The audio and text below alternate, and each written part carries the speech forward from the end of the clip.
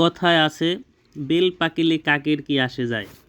তবে কাকের কিছু আসে কিংবা না যায় তাতে কোনো সমস্যা নেই, কিন্তু মানুষের তো আসে যায়, কেননা বেল পাকলে তা তো খেতে হবে।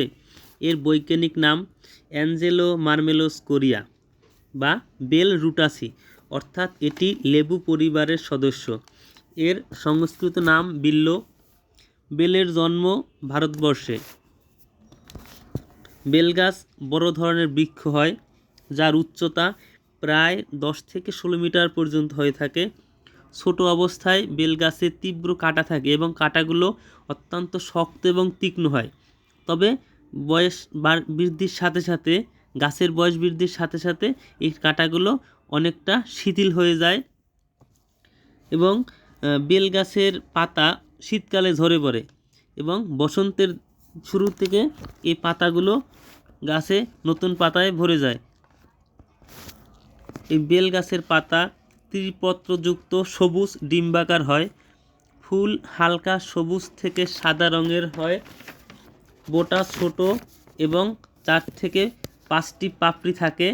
পুংকেশর থাকে অসংখ্য এবং গর্ভাশয় থাকে বিস্তৃত। একই সাথে এর কেন্দ্রস্থল অনেকটা খোলা থাকে।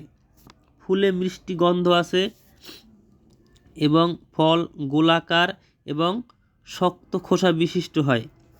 কাঁচা ফলের রং সবুজ থাকে এবং পাকলে হলদে হয়ে যায়। ভিতরে শ্বাস হলুদ বা কমলা রঙের হয়ে থাকে। পাকা বেল থেকে সুগন্ধ বের হয়। পাকা বেল গাছ থেকে ঝরে পড়ে।